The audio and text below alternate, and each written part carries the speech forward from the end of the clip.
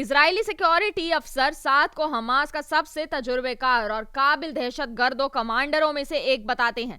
वह उन चुनिंदा जिंदा बचे लोगों में से हैं जिन्होंने इजराइल पर 7 अक्टूबर 2023 के हमले का मंसूबा बनाया था। इस्माइल हानिया, मोहम्मद दीफ, याया और मोहम्मद सिनवार के बाद इजराइल ने अपना ध्यान गाजा में रईद साद पर मरकूज कर दिया है। साद इसी साल मई में मोहम्मद सिनवार के कत्ल के बाद से गाजा में हमास की क़यादत कर रहा है।